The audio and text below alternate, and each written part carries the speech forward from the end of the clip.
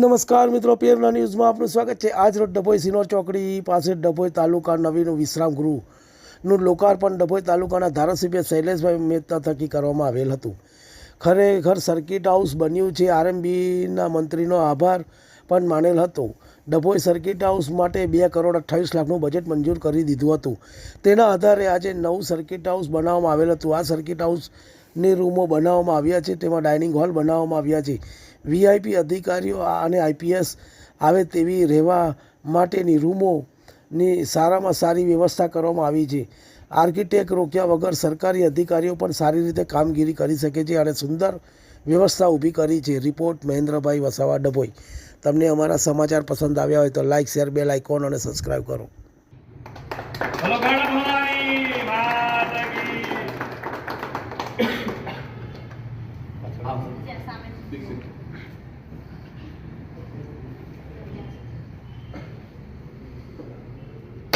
गणपति गजानन महाराज की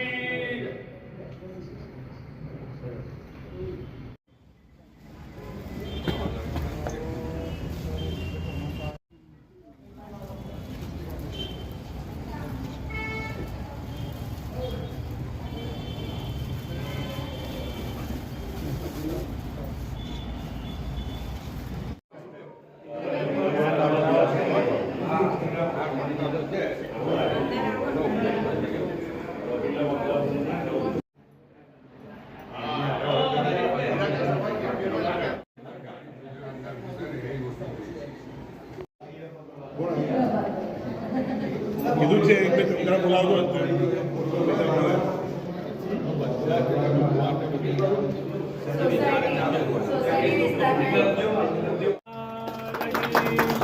भारत माता की जय, भारत माता की जय।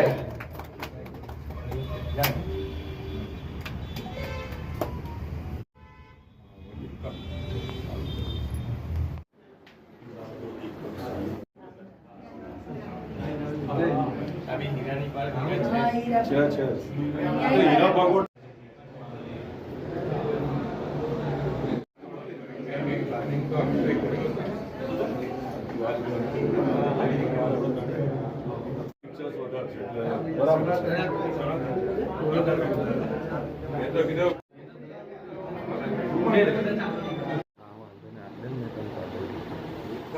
નોકરી માટેનો એનો પોતાનો રૂમ કહેવાય।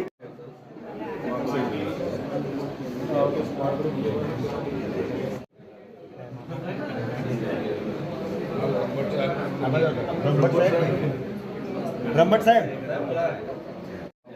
बीरेनभाई બીરેનભાઈ ને તમે બી જતા રહો। જાઓ મનાભાઈ।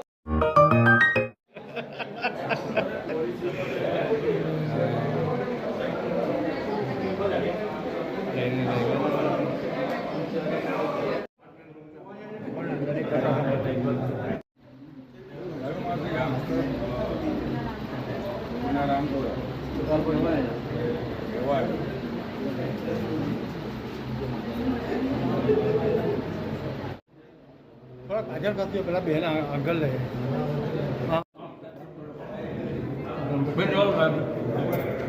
बाबू जो થોડા વખત અગાઉ રાજપુરા નદી પાસે શાંતાબેન વસાવાના યુવાન દીકરાનું મગરના કારણે અવસાન થયેલું। મગર યુવાનને થઈ ગયો, એના કારણે સરકાર તરફથી, ફોરેસ્ટ વિભાગ તરફથી શાંતાબેનને આજે 5 લાખ રૂપિયાનો સહાયરૂપ ચેક આપવામાં આવ્યો છે।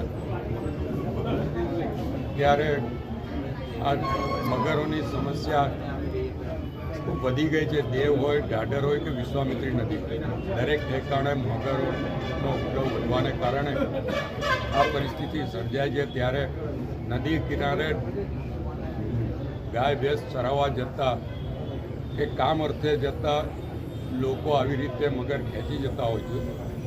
પણ આવા બનાવમાં પણ સરકાર તરફથી આર્થિક મદદ કરવામાં આવે છે અને જૂના રામપુરા ગામના શાંતાબેન વસાવાને એમનો દીકરો એક્સપર્ટ થતાં આજે 5 લાખનો ચેક ફોરેસ્ટ ડિપાર્ટમેન્ટ તરફથી આપવામાં આવ્યો છે।